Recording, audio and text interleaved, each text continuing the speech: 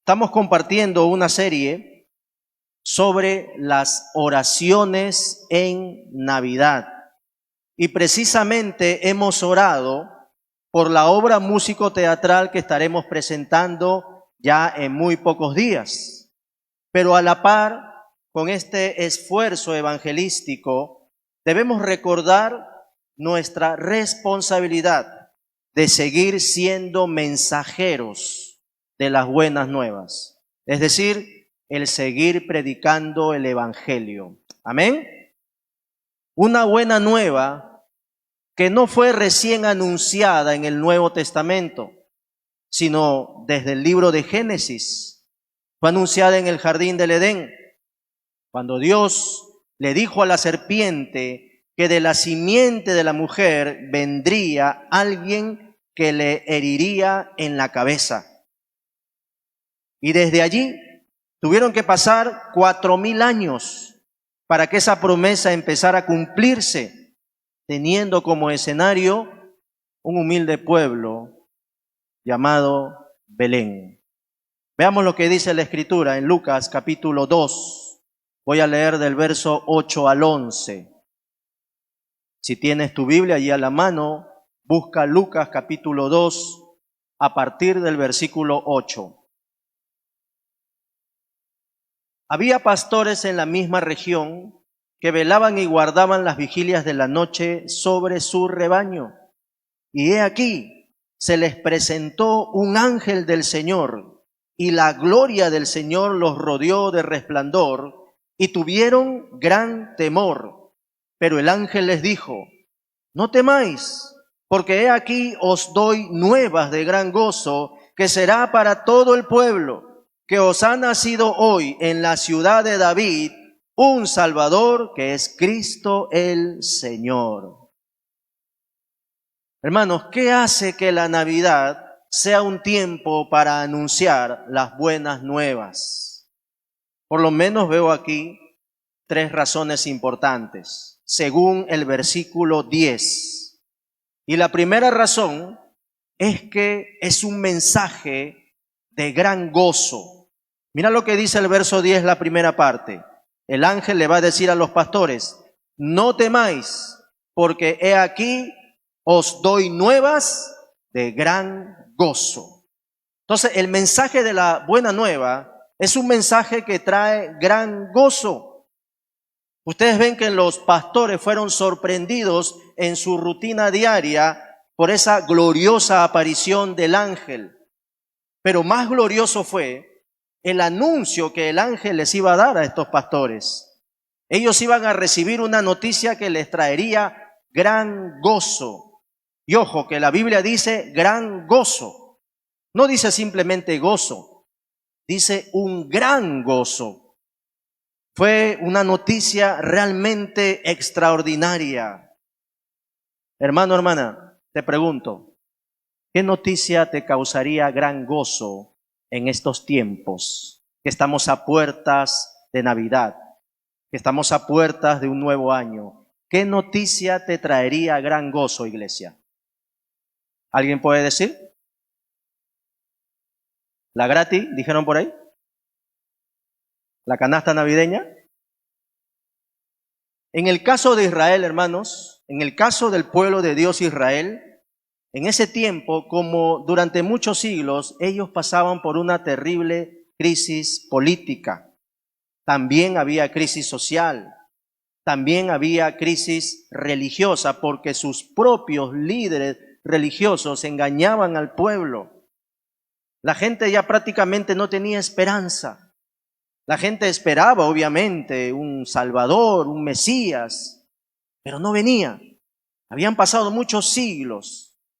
Recordemos que el pueblo de Israel tuvo una época de esplendor cuando reinó David, luego su hijo Salomón, pero luego vino el hijo de Salomón, Roboán, que por causa de él el reino fue dividido en 2 partes.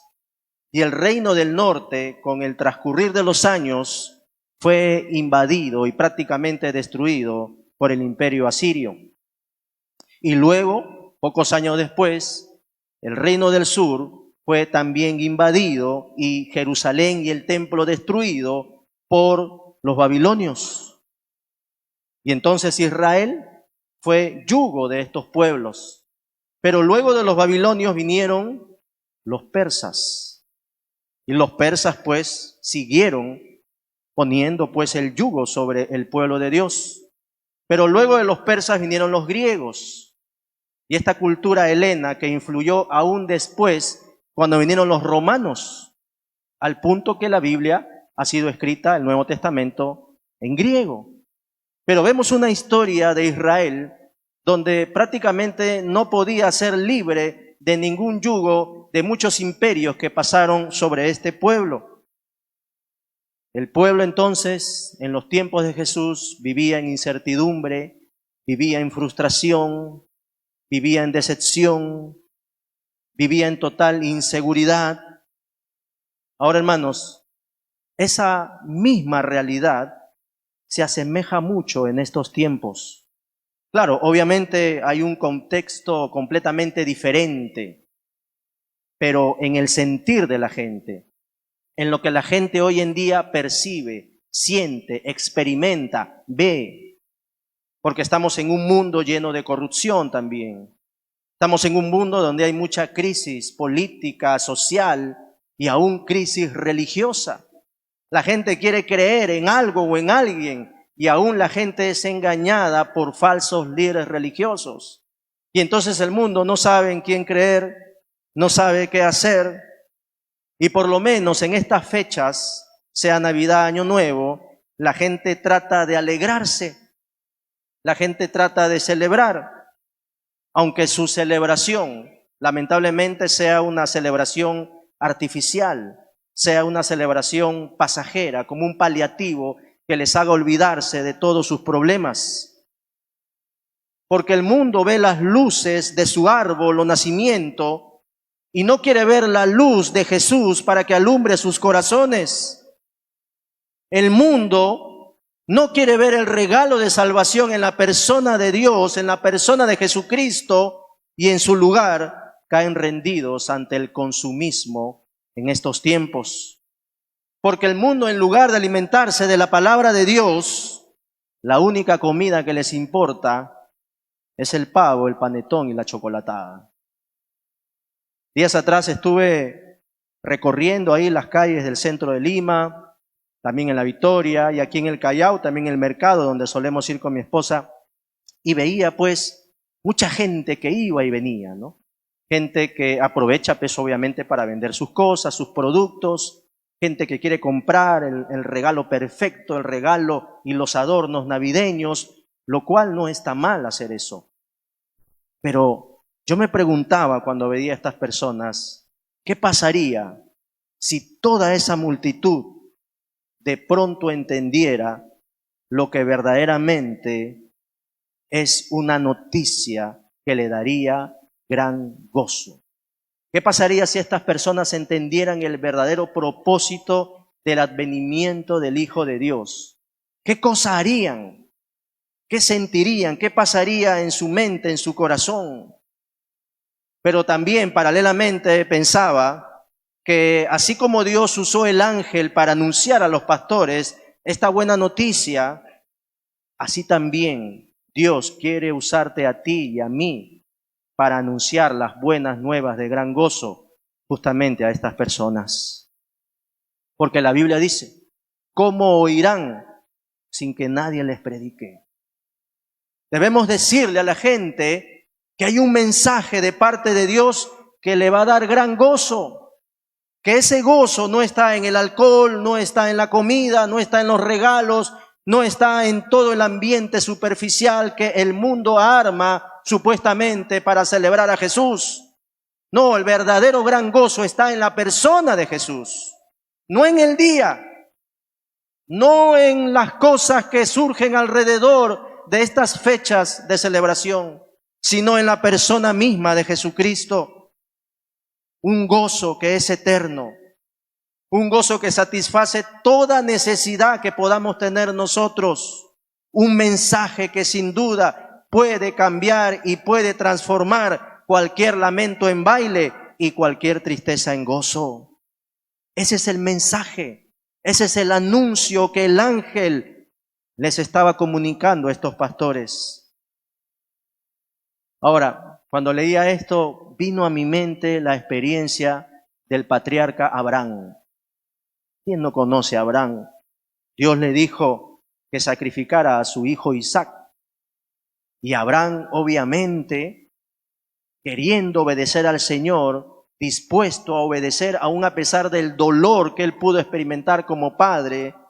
Sin embargo, en ese momento, cuando el hijo le preguntó, cuando ya estaban en el monte Moria, y el hijo le preguntó, aquí está la leña, aquí está el fuego, pero ¿dónde está el sacrificio?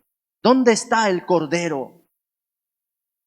Y de pronto Abraham dijo, Dios proveerá de un cordero. Y luego Jesús, 2000 años después, dice que Abraham se gozó al ver el día de ese cordero. Y Abraham lo vio y Abraham se gozó. Es decir, Abraham ya tenía en mente de que iba a venir ese cordero de Dios que iba a quitar el pecado del mundo. A Abraham le fue anunciado las buenas nuevas antes que a los pastores. Y Abraham creyó. Y es que Dios le enseñó a Abraham que más allá de que él era un hombre rico, más allá de que él ahora tenía una familia, más allá de que él pudo haber tenido buena salud, había algo que le iba a dar la verdadera felicidad, y es esa noticia de que iba a venir un Cordero de Dios. Y Abraham creyó, y Abraham entonces se gozó en ese día. Hermano, hermana, ¿estás disfrutando de ese gran gozo que significa el saber de que Jesús no es que va a venir, sino que Jesús ya vino y murió por ti y por mí? ¿Estamos gozando? ¿Estamos teniendo ese gran gozo en nuestro corazón? Y aún en medio de lo que tú y yo podamos pasar de repente momentos difíciles, podemos pasar escasez, de repente enfermedad, de repente algún ser querido que está sufriendo. Sin embargo, ese gran gozo que trae las buenas nuevas, no te lo quita nadie, hermano. No te lo debe quitar nadie. Que nadie perturbe tu gozo, que nadie te quite la paz, que nadie te quite el saber de que tú eres un hijo o una hija de Dios, que nadie te quite el gozo de saber que lo que podamos pasar aquí en la tierra es pasajero, porque los sufrimientos que tenemos en esta vida son temporales, porque mientras el cuerpo se va desgastando, el espíritu se va vivificando. Y un día vamos a estar allí sentados en los lugares celestiales juntamente con Cristo Jesús. Y es por su gracia nada más. No es por una obra que hayamos hecho, es por creer en la obra que Jesús hizo en la cruz por ti y por mí. ¿Cuántos lo creen? El gozo del Señor siempre será tu fortaleza, hermano, hermana. Pero también hay una segunda razón que hace que la Navidad sea un tiempo para anunciar las buenas nuevas.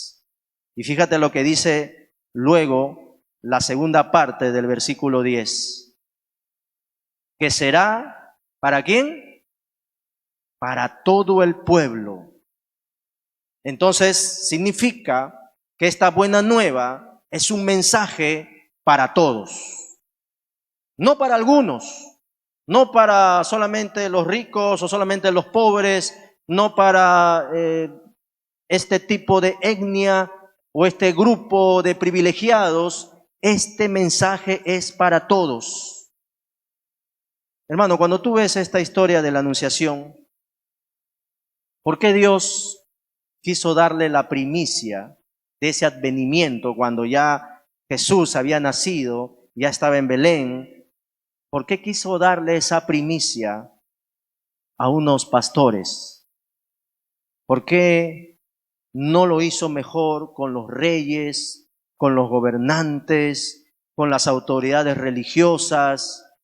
¿Por qué Dios no hizo algo espectacular en los cielos, a escala mundial, con luces, con sonido de trompeta, anunciando la venida de su Hijo Jesucristo? ¿Por qué Dios simplemente envió un ángel para que le diera las noticias a unos simples pastores que estaban ahí en la región.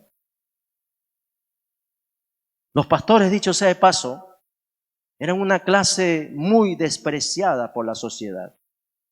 Eran muy despreciados. Se les excluía incluso de dar testimonio en alguna corte cuando alguien iba a juicio. Su palabra no tenía ninguna validez. Sin embargo, estamos viendo aquí que fueron los primeros en recibir la noticia de que Jesús había nacido. Y es que el Evangelio, hermano, hermana, no conoce de clases sociales, no conoce ni hace distinción de nivel económico, de nivel académico, de color de piel. Por eso nuestra responsabilidad como iglesia es compartir las buenas nuevas con todos, sin excepción. Y eso tuvo que aprender a hacerlo también la iglesia primitiva. Porque la iglesia primitiva, hermano, hermana, no era la iglesia perfecta, por si acaso. Jesús les había dicho que compartan el evangelio simultáneamente en muchos lugares, hasta los confines de la tierra. Pero al principio se quedaban allí en Jerusalén y no salían a Samaria, no salían a otros lugares. Se quedaron en Jerusalén hasta que vino la persecución y allí recién fueron esparcidos. Y aún siendo esparcidos tenían ciertos prejuicios. Y Dios tuvo que enseñarles de que el evangelio, la buena noticia, es para todos. Ustedes recuerdan al apóstol Pedro. Luego de Pentecostés, el apóstol Pedro, que tenía prejuicios en compartir el evangelio a personas de otra nacionalidad. Y Dios le mostró una visión donde había muchos animales inmundos. Y Dios le dijo, Pedro, come y mata, o mata y come. Y Pedro le dijo, no, yo no he comido nada inmundo. No, lo que Dios ha bendecido no llames inmundo, refiriéndose a las personas que él iba a ir a compartir. Y era un centurión romano llamado Cornelio. Y Pedro tuvo que librarse de todo prejuicio y compartirle a Cornelio. Y aún el mismo Pedro se sorprendía de la gracia de Dios, del amor de Dios de querer salvar también a lo que los judíos consideraban perros, porque los judíos miraban con desprecio a los de otras nacionalidades.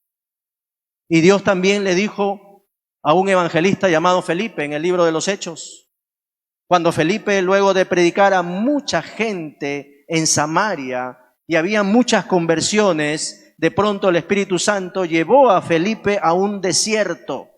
Y en ese desierto, ¿quién estaba? Había un funcionario etíope de raza africana. Y él estaba allí leyendo un pedazo del libro de Isaías, pero no lo entendía. Y entonces Felipe le explica el evangelio y ese eunuco se convierte y aún el mismo eunuco pide ser bautizado. Imagínate, en un desierto de pronto hay agua. Y Felipe bautiza al eunuco. Pero fíjense que Dios quiere salvar multitudes, como también Dios quiere salvar aunque sea uno. Y está dispuesto a mover cielo y tierra y a usar a su iglesia para poder hacerlo. Por eso, hermano, hermana, todo esfuerzo evangelístico que se haga, como esto que va a venir, esta obra músico-teatral, y las que puedan venir más adelante, toda inversión que se haga para predicar el evangelio, aún así haya un solo convertido, vale la pena, hermano, vale la pena. Porque el milagro más grande de Dios no es resucitar a un muerto, no es que el ciego vea, no es que el lisiado empiece a saltar. El milagro más grande de Dios es que una vida muerta espiritualmente de pronto pueda tener vida eterna. Tanto así que hay fiesta en los cielos. La Biblia dice que no hay fiesta en los cielos cuando un muerto resucita. La Biblia no dice que hay fiesta en los cielos cuando sucede un prodigio, un milagro extraordinario. No hay fiesta en los cielos. La Biblia dice que hay fiesta en los cielos cuando un pecador se arrepiente, hermano. Uno solo aunque sea. Por eso todo esfuerzo evangelístico, por más que se haya invertido, hermano, hermana, aún así haya un solo convertido, valdrá la pena. Amén. Seamos mensajeros entonces de las buenas nuevas aprovechando toda oportunidad que se presenta. Pero la tercera y última razón que hace que la Navidad sea un tiempo para anunciar las buenas nuevas, la tenemos en el versículo 11. Fíjate ahí en tu Biblia. Verso 11 dice que os ha nacido hoy en la ciudad de David un Salvador que es Cristo el Señor. Entonces la tercera razón por la cual debemos anunciar las buenas nuevas es que las buenas nuevas es un mensaje cristocéntrico. Cristocéntrico. Porque fíjate bien ese versículo 11. El ángel está anunciando la capacidad, la identidad y la autoridad del Hijo de Dios. ¿Por qué digo la capacidad? Porque está diciendo, os ha nacido hoy en la ciudad de David, ¿quién? Un Salvador. O sea, una persona que tiene la capacidad de salvar. Porque ningún ser humano puede salvar a otro espiritualmente. Aún así sea el más bueno del mundo.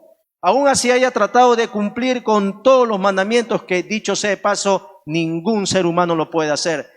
Nadie puede salvar a nadie. Un pecador no puede salvar a otro pecador. Solamente Cristo salva. Él es el Cordero inmolado, sin mancha, sin arruga, que pudo venir para salvarnos. Pero hay filosofías, hay tradiciones, hay lo que se llama sincretismo religioso, mezcla de lo santo con lo pagano, lo profano, que te pone a varios salvadores o varios mediadores. Las religiones te dicen que también puedes acercarte a Dios por medio de tal o cual profeta, pero eso es mentira. Porque la Biblia dice que no hay otro nombre dado a los hombres por el cual podamos ser salvos. Y ese es el nombre de Cristo Jesús. No hay nadie más. Jesús dijo, yo soy el camino, yo soy la verdad, yo soy la vida. Nadie viene al Padre si no es por mí. Entonces el cristianismo es una fe exclusiva. Las religiones te van a decir, también puedes ir aquí, también puedes ir allá. Pero solamente hay un solo Dios. Hay un solo mediador y hay un solo Salvador, cuyo nombre es Jesucristo. Pero también el ángel está anunciando no solamente la capacidad, es decir, Jesús es Salvador, sino también la identidad. Porque ¿qué sigue después? Un Salvador que es Cristo. Cristo. Y Cristo significa el ungido de Dios, el Hijo del Dios viviente. ¿Recuerdan cuando Jesús le preguntaba a sus discípulos, ¿quién dicen los hombres que soy yo? Y ahí habían varias respuestas, pero de pronto Pedro recibe una revelación que iba a ser la base de la fe. Tú eres el Cristo, el Hijo del Dios viviente. Pero hermano, ustedes saben que la verdad absoluta siempre va a querer ser puesta a un lado por la verdad supuestamente relativa. Es decir, hay muchas corrientes que tratan de descalificar la divinidad de Jesús. Por ejemplo, en los tiempos de la iglesia primitiva, había una corriente que se llamaba el docetismo. Esto era en los primeros siglos, cuando la iglesia primitiva se había establecido. El docetismo tenía una doctrina que negaba la encarnación, diciendo que Jesús sí era Dios, pero que su cuerpo fue una apariencia, que nunca fue un Dios hecho hombre, solamente se quedó como divinidad, y que en realidad ese cuerpo que tuvo fue una apariencia, fue una especie de engaño. Y esto, hermanos, por la influencia de la cultura griega, porque en la cultura griega había una concepción negativa de que el cuerpo material era una especie de estorbo, porque a los griegos más le importaba el pensamiento, más le importaba el interior. Por eso que los griegos, como las culturas paganas, se entregaban a la lascivia, hacían lo que les daba la gana con su cuerpo, porque supuestamente querían tener más disciplina en su interior. Pero Cristo vino en la carne. Es el Dios en pañales que fueron los pastores a verlo allí en ese pesebre. Dios se hizo hombre. Lo que se llama en teología la unión hipostática. Dios y hombre. No es mitad Dios, mitad hombre. Es 100% Dios y 100% hombre en la persona de Jesucristo. Pero también dice aquí, no solamente la capacidad que Jesús es Salvador, no solamente la identidad que Jesús es Cristo, sino también el ángel está anunciando que es autoridad. Porque ¿qué dice al final? ¿Es Cristo? El texto bíblico, ¿es Cristo? El Señor. ¿Para cuántos Cristo es su Señor? Ahora, hermanos, cuando tú te pones a pensar o a cantar o a declarar que Jesús es tu Señor o es el Señor, eso conlleva una pausa reflexiva quizás en nuestro comportamiento con el Señor, en nuestra sujeción a Él, en nuestra obediencia a Él. Porque yo puedo decir de la boca para afuera que Jesús es mi Señor, pero si no estoy en obediencia, si estoy haciendo de acuerdo a lo que yo quiero, a mis propios caprichos y deseos y conveniencias, entonces estoy simplemente lanzando una frase tipo cliché. Y aún Jesús lo sabía en los tiempos que Él estuvo aquí en la carne, en la tierra. Porque decía, ¿por qué me dices Señor, Señor, y no haces lo que yo te mando? Eso, hermano, nos desafía a que si Jesús es Señor, si Jesús es mi Señor y tu Señor, entonces yo tengo que decir, Señor, yo soy tu esclavo. Señor, mande usted. Señor, dime y yo hago. Pero si voy a decir Jesús es Señor y luego voy a leer algo en la Biblia que no me gusta y voy a obedecer lo que me gusta simplemente, entonces voy a tener problemas. Y aquí el ángel está anunciando que es Cristo el Señor. Significa que no hay otra autoridad que no sea la de Jesús. Dios el Padre ha puesto todo bajo los pies de Cristo. Aún el juicio a los creyentes en el trono de Cristo. Aún el juicio en los días finales, en ese trono blanco que vemos en el libro de Apocalipsis, en el día del juicio final, también está allí Jesús sentado en ese trono blanco. Dios le ha entregado toda la autoridad a Jesucristo. Jesús es Señor y entonces Él tiene una palabra que hay que obedecer y nadie puede cambiar este mensaje. Aunque las corrientes humanistas de este tiempo buscan engañar aún a creyentes. Ojo, las corrientes humanistas que exaltan a la persona, que exaltan al hombre, buscan engañar aún a los creyentes para que vivas independiente de Dios, para que tus sueños y tus ilusiones prevalezcan más que lo que Dios quiere hacer con tu vida. Pero iglesia, si nosotros vamos a ser mensajeros de buenas nuevas, debemos ser cristocéntricos. Debemos predicar el evangelio, no un evangelio a conveniencia personal. El evangelio no es una autopromoción de congregaciones o de hombres. El evangelio debe centrarse en la persona de Jesús y en lo que Jesús quiere para con nosotros. El evangelio no se centra tampoco en hablar solamente del amor de Dios, dejando de lado otros atributos que Él tiene.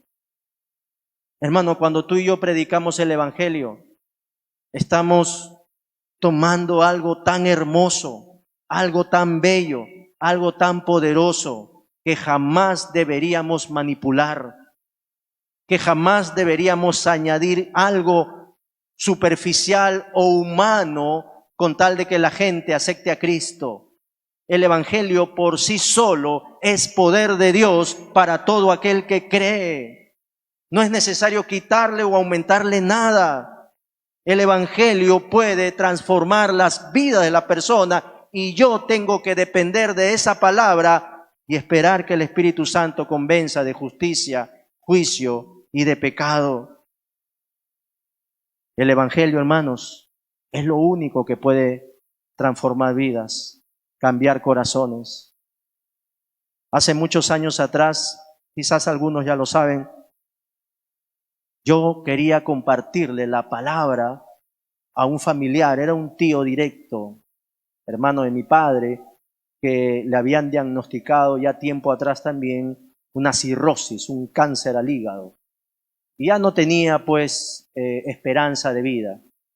Y entonces tenía un fuerte deseo de compartirle la palabra, porque en mi mente pasaba la idea, el pensamiento que me martirizaba en pensar si muere se va a ir al infierno, porque yo conocí a mi tío, fue muy bohemio, fui muy popular en el Callao.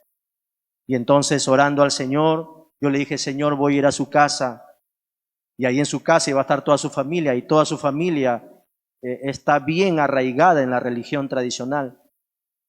Y entonces yo dije, Señor, voy a ir a su casa, tu palabra dice que tú no quieres que ninguno se pierda, sino que procedan al arrepentimiento, así que voy en tu nombre, Señor, y voy a hablar, voy a compartir, y bueno, Señor, tu Santo Espíritu obrará. Y fui a su casa, y gracias a Dios me abrieron las puertas, y digo eso gracias a Dios, hermano, porque seguramente te ha pasado que cuando tú te conviertes al Señor, empiezas de repente a perder algunas amistades. No porque tú quieras, no porque tú los rechaces, no porque tú ya no asistas a ninguna reunión familiar, sino que ellos ya te ven como algo ya de lejitos nomás. Pero bueno, me abrieron las puertas, pude predicarle el Evangelio a mi tío y a toda la familia que estaba allí, y gracias a Dios que abrieron su corazón. No solamente mi tío, sino también la familia que estuvo allí. Y entonces yo estaba contento. Pero a las 2 semanas muere mi tío. Va a la presencia del Señor. Bueno, obviamente la tristeza. Pero ese día en el velorio había bastante gente. Mi tío, como vuelvo a repetir, era muy popular en el barrio. Bastante gente. Y entonces en ese velorio estaba toda la familia, estaba todas las amistades, estaba toda la gente conocida y aún desconocida, pero estaban allí. Y entonces en ese velorio yo quería predicarles a todas esas personas que estaban allí. Y tenía ese deseo en mi corazón. Pero también, hermanos, hay que ser prudentes en eso. Porque uno no puede de pronto hacer algo que la familia de repente no estuviera de acuerdo. Hay que pedir permiso. Pero tenía ese deseo. Y ese deseo, hermano, de pronto se fue truncando a medida que pasaban las horas y la madrugada y la gente se fue retirando, se fue retirando, se fue retirando. Y entonces yo me sentí muy mal. Confieso que me sentí muy mal porque yo dije, Señor, perdóname porque quizás debía haber hecho algo para predicarles, de repente uno por uno, me paraba allí y les predicaba a todos. Y esa noche un poco que me sentí mal, me sentí muy mal. Y al día siguiente iba a ser el entierro, el cementerio Baquijano en Callao. Y entonces pues había más gente todavía en el entierro, ¿no? Fue una caravana de gente cargando el ataúd, llegaron al cementerio, ahí yo también estaba, toda la familia, los familiares. Realmente había bastante gente, aún más de los que habían en el velorio. Y entonces pues ya cuando ustedes, bueno, obviamente han asistido en Baquijano seguramente, ponen el ataúd allí, y iba a venir una persona religiosa a compartir unos rezos, ¿no es cierto?, para despedir el cuerpo del familiar, ¿no? Pero de pronto no aparecía nadie, y en eso pues llega una de esas personas que suelen cantar canciones, ¿no? Y hacen el trabajo de repente de la persona religiosa, y se para allí, y estando listo ya para compartir según su religión, entonces mi primo, que estaba allí, el hijo de mi tío que había fallecido, dice, no, un momentito, no, yo no quiero que tú compartas. Entonces mira a un costado, me ve a mí y me dice, primo, comparte tú. Y yo le digo, ¿yo? Sí, comparte, mi hijo, comparte tú. Y entonces voy, me paro allí y veo la cantidad de gente que estaba allí, vuelvo a repetir, más que en el velorio de la noche anterior. Y entonces les compartí la palabra y la gente recibió el mensaje de esperanza. Y entonces yo dije, Señor, tú haces las cosas perfectas, porque no era en el velorio donde yo quería predicar, sino que tú tenías preparado este lugar para que aún mucha más gente pueda escuchar tu palabra, porque tú quieres la salvación de todos, porque tú quieres que la gente se salve. Y ese es el mensaje, hermano, hermana, que debemos dar tú y yo. Debemos dar el mensaje de las buenas nuevas, que es para todos, que trae gran gozo, y el mensaje cristocéntrico, donde solamente se predique que Cristo sana, que Cristo salva, que Cristo viene por segunda vez. Amén. La pregunta esta noche ya es, ¿estás siendo mensajero de las buenas nuevas?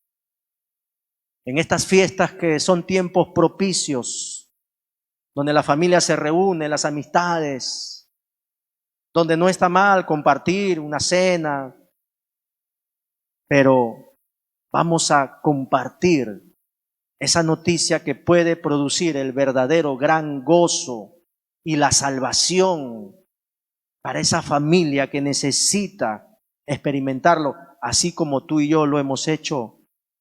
Seamos diligentes, seamos responsables, seamos obedientes, iglesia, en el compromiso de ser mensajeros de esas buenas nuevas que son motivo de gozo y que debemos compartir a toda la gente. Amén. Padre amado, bendito Señor, queremos darte gracias porque este privilegio que tú nos das de compartir el Evangelio, de predicar tu palabra, habiendo ya experimentado aún ese gran gozo de saber que tú estás con nosotros, que tu Santo Espíritu mora en nuestro interior, pero queremos, Señor, comprometernos en seguir predicando tu palabra. Y en estos tiempos, Señor, sea Navidad, Año Nuevo, sea Pascua, sea fiestas patrias, a tiempo y fuera de tiempo, siempre va a haber motivos para predicar las buenas nuevas. Señor, ayúdanos por favor para no enfriarnos en ello. Ayúdanos, Dios, a tener esa carga en nuestro corazón cuando veamos a la gente que anda como oveja sin pastor, cuando veamos a la gente que se fabrica una felicidad artificial, pero que pronto está triste nuevamente, que pronto anda sin esperanza. Señor, ayúdanos para compartir esa esperanza, porque queremos tener ese corazón sensible, Señor. No queremos ver a la gente que vaya al infierno. Queremos tener ese deseo, ese fuego, Señor, en nuestro interior para hablarles de ti, para darles testimonio que tú eres un Dios que ama, que salva. Tú eres un Dios que vino a este mundo para morir en nuestro lugar. Ayúdanos, Dios, a compartir esas buenas noticias. Esa buena noticia, Señor, que tú viniste a este mundo y que aún siendo nosotros pecadores, tú moriste por nosotros. Porque ese niño que estaba en Belén nació para morir.